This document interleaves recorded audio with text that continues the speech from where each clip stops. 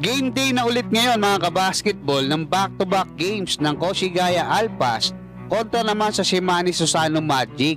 Mapapalaban ang ating pambatong si Kai Sotto sa 4 na imports na wala pang talo diyan nga sa Japan B-League. At Kai Sotto binigyan ng 35 minutes na playing time ng Koshigaya Alpas. Ngayong Sabado mga kabasketball, October 19, ay muling mapapalaban ang ating pambatong si Kai Sotto at ang Koshigaya Alpas sa isa sa pinakamalakas na koponan ngayon sa Japan B-League. Sa katunayan ay wala pa ring talo hanggang sa kasalukuyan ang Shimane Susano Magic na may kartadang 4-0 sa Japan B-League standing. Makakabakbakan ng ating pambatong si Kai Sotto rito yung 6'9" big man na si James McAdoo na isang former NBA player na nag-a-average ngayon ng 13 points at 8.5 rebounds. Meron pang 2 assists at 2 steals per game sa Japan B-League.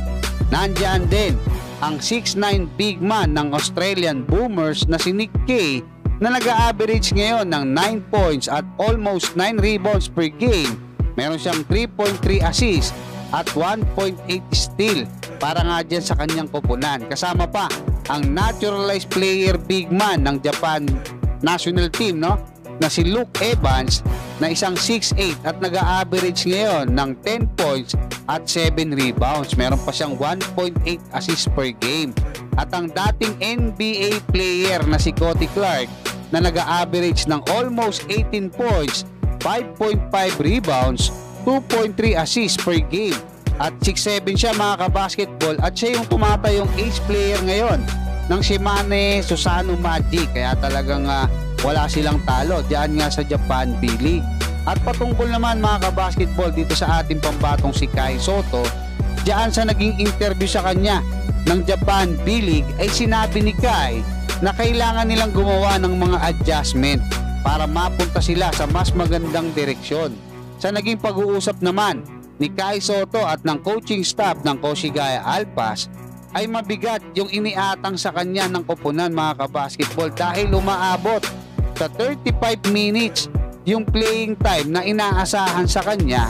Kaya talagang kailangan daw niyang maala-alang palagi na may mga areas na kailangan niyang pamunuan ng Koshigaya Alpas.